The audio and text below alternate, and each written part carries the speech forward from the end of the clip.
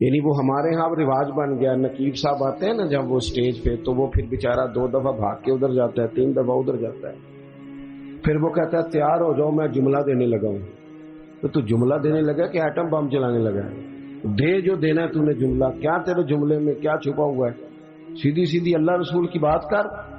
اور پھر جملہ دینے سے بہتر تھا تو ہمیں قرآن پاک کی کوئی آیت دیتا، تو حضور کا کوئی فرمان دیتا۔ یہ کیا بھاگ دوڑ مچائی ہوئی ہے بلا وجہ کی۔ اور جناب وہ نعت خان صاحب ہیں تو وہ بھی کہتے ہیں کہ جب تک سارے نہ سبحان اللہ کہیں، اور جب تک پچھلے بھی نہ زور لگائیں، اور جب تک شمال جنوب والے نہ بول پڑے، مجھے ذائقہ نہیں آتا۔ بھئی تو نے تو 40,000 لیا، یہ تو مفت آئے ہیں سارے، تو زور لگا جس نے مال لیا ہے، اللہ تعالیٰ سمجھ عطا کرے۔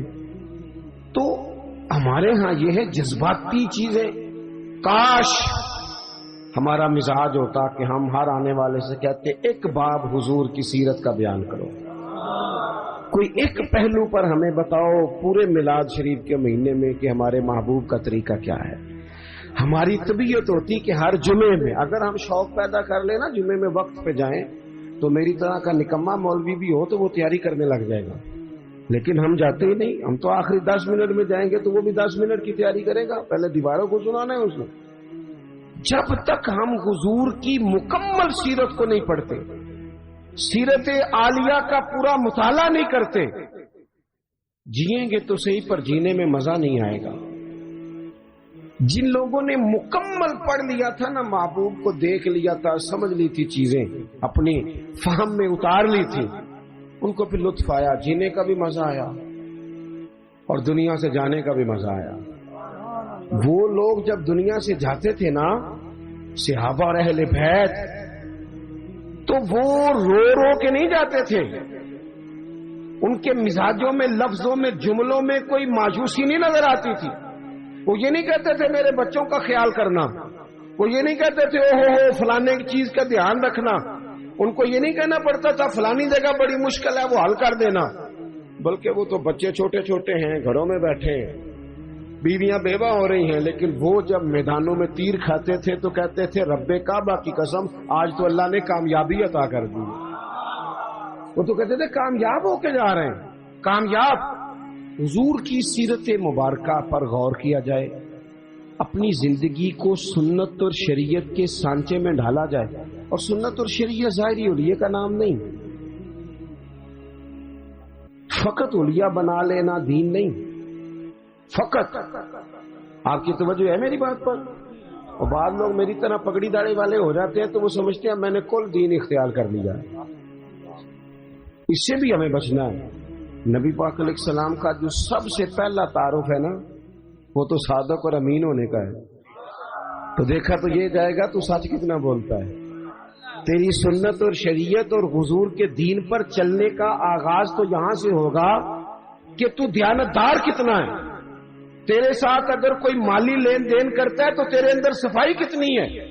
بات یہاں سے، میرے پیر بھائی آئے ہوئے تھے تھوڑے دن پہلے کافی سارے، تو میں ان کو کہہ رہا تھا کہ یاد رکھنا، اگر تمہارا لوگوں سے لین دین ٹھیک ہوگا نا، بیوی کو ڈانٹو گے نہیں، گالی نہیں دو گے، تو خود بخود سمجھ آ جائے گی کہ پیر صاحب تربیت ٹھیک کر رہے ہیں۔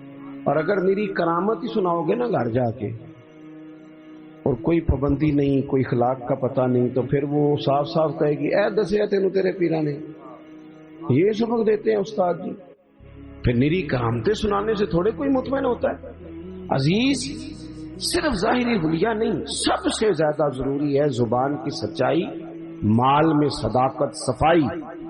آپ لین دین کے پورے، ہمارے ہاں لوگ کہتے ہیں فلانے چودھری صاحب نے بیٹی کو حصہ نہیں دیا، تو میں کہتا ہوں جس کی 5 مربع زمین ہے اس کی بیٹی کا بھی حصہ بنتا ہے، اور جس کا 5 مرلے کا گھر ہے نا، پوچھ لینا مفتی صاحب سے، حصہ تو اس کا بھی بنتا تھا، تو اس نے کیوں نہیں دیا؟ صرف یہ آپ نے بڑے آدمی پر ہی الزام دینا تھا، گفتگو ہی کرنی تھی۔ جب تک آپ اپنے معاملات میں پوری صفائی نہیں رکھتے، جب تک آپ دیانت کا مظاہرہ نہیں کرتے۔ آج کل ہماری دیانتداری اس طرح کی ہے، ہمارے ایک دوست بتانے لگے کہ ایک آدمی گزر رہا تھا تو اسے جوتے کا ایک پیر مل گیا، جوتا بڑا مہنگا تھا، نیا تھا، ڈبے سے کسی کا گرا، ایک پیر ملا، انہیں ڈھونڈنا شروع کر دیا، کس کا ہے جوتا، کس کا ہے، کس کا ہے، کس کا ہے. وہ گلیوں میں آوازیں دیتا جا رہا ہے اور کسی کا جوتا گر گیا ہے. تھوڑا سا آگے جا کے نا اسے دوسرا پیر بھی مل گیا، پر اس نے مالک ڈھونڈنا بند کر دیا. اس نے کہا ٹھیک ہے اب ضرورت نہیں. جب تک وہ ایک تھا نا، دیانتداری عجیب ہے نا. یعنی کسی کو کہیں نا یہ مرغا بیمار تھا تو ذبح نہیں ہوا تو مر گیا ہے، تو وہ کھائے گا تو اسے الٹی آئے گی، کہے گا یہ حرام ہے. صحیح کہہ رہا ہوں؟ میری بات ٹھیک ہے؟ وہ مرغا جو 500 کا ہے وہ حرام موت مرا، ذبح نہیں ہوا، تو وہ کسی کو کھلائیں تو الٹی آتی ہے. بھئی اس پہ الٹی آتی ہے تو 50,000 حرام کا ہو تو اس پہ الٹی کیوں نہیں آتی؟ 50 کروڑ حرام کا تو اس پہ الٹی کیوں نہیں آتی؟ یہ کیا بات ہوئی کہ اگر تھوڑی چیز ہے تو معاملہ اور ہے، بڑی ہو جائے تو. مجھ سے ایک دفعہ ایک صاحب نے پوچھا، انہوں نے کہا کہ عیسائی کے ساتھ روٹی کھانی جائز ہے. میں نے کہا یہ مسئلہ غریب عیسائیوں کے بارے میں پوچھتے ہو، اس کے ساتھ بھی ناجائز ہے، لیکن عیسائی اگر امریکہ کا صدر ہو تو اس کے ساتھ بھی ناجائز ہے. اگر آپ نے اس لیے کہ وہ مشرک ہے، ناپاک ہے، نجس ہے، اس سے آپ نے پرہیز کرنی ہے تو پھر اس وقت بھی مسئلے پوچھا کرو جب وزیر اعظم اس میں دعوت ہوتی ہے اور کئی مشیر مولوی بھی بیٹھے ہوتے ہیں بیچ میں، کئی منسٹر مولوی. اس وقت کبھی نہیں کسی نے مسئلہ پوچھا. کیا دین کا فتویٰ اس لیے ہے کہ غریب ہو تو فتویٰ اور ہے، امیر ہو تو مسئلہ اور ہے؟ تو اسوہ نور نبی پاک صلی اللہ علیہ وسلم کا یہ ہے، حضور کا اسوہ حسنہ یہ ہے کہ معاملات میں صفائی ہو، صداقت ہو، دیانت. آپ دیکھیں حضور کی سیرت کا حسن یہ ہے کہ ہجرت کی رات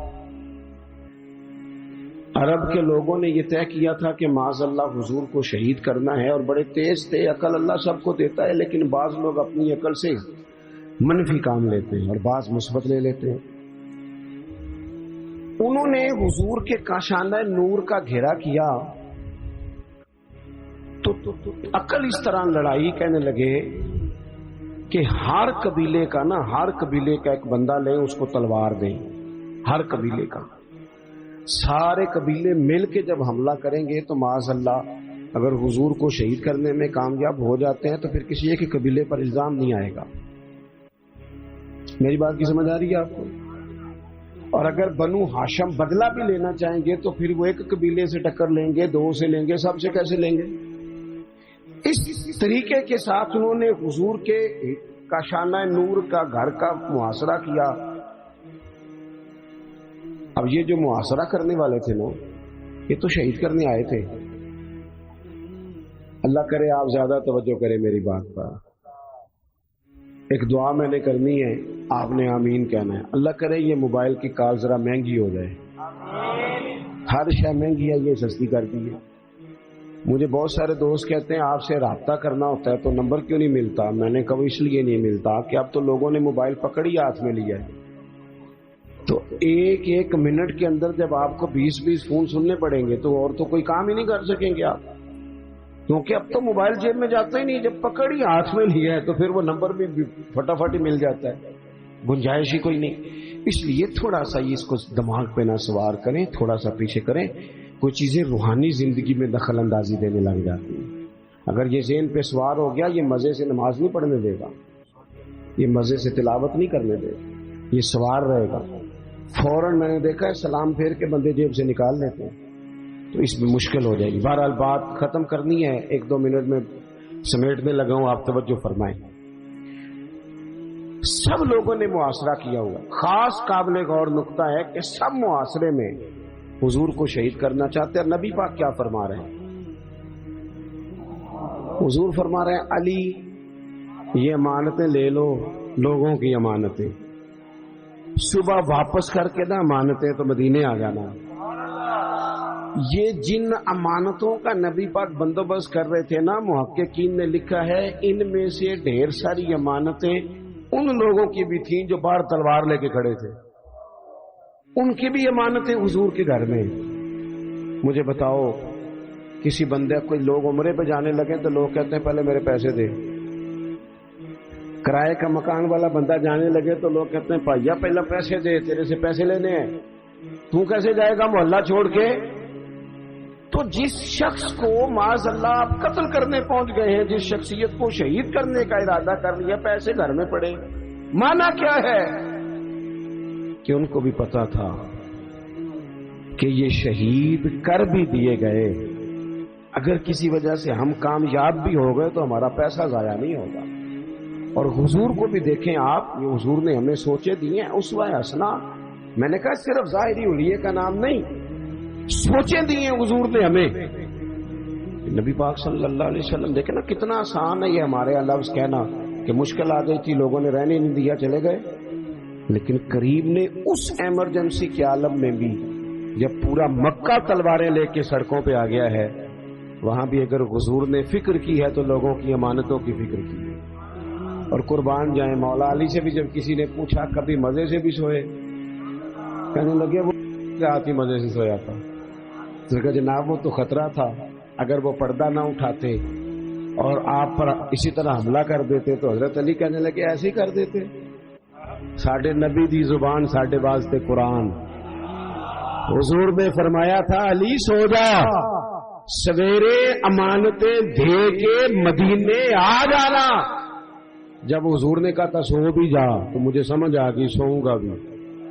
जब करीम ने कहा सवेरे उठना है तो समझ आ गई सवेरे उठना भी है। जब कहा अमानतें दे देना तो समझ आ गई अमानतें देनी भी हैं। और जब कहा था मदीने आ जाना तो समझ आ गई जनाब इजराइल उतनी देर नहीं आ सकते जितनी देर हुजूर का मदीना ना आए। जिन्हों वेख के ठर दियां अखियां ने तो जिन्हों वेख के ठरदा सीना है, रब्बा तेरी सारी खुदाई चेकी ते शहर मदीना है। और रब ही जाने सोने महबूबा तेरे शहर दियां भी की लज्जतां ने। एक रोन जिन्हां ने वेख्या नहीं ते एक रोन दोबारा जावन लई। एक रोन जिन्हां ने वेख्या नहीं, एक रोन जिन्हां ने एक रोन दोबारा जावन। तो अजीज हुजूर ने वहां भी अमानतों का ख्याल, मिजाज नहीं। आप यकीन करें झूठ और बदयांती तो खा गई लोगों को। बीवी कह रही होती है कि चल थोड़े पैसे दे दिया कर, सच तो बोला करना। लाहौर जाता है तो लाहौर का ही बता के जाया कर। माँ कहती है पुत्र थोड़े वादे कर पर सच्चे कर। क्या किया इन हुक्मरानों ने? अब तो मैं तो कई दफा कहता हूँ इनसे तो कोई उम्मीद ही नहीं। अब पिछली हुकूमत कह रही थी, उससे पिछली ने महंगाई की है, तो ये क्या कह रही है? तो की किसने है?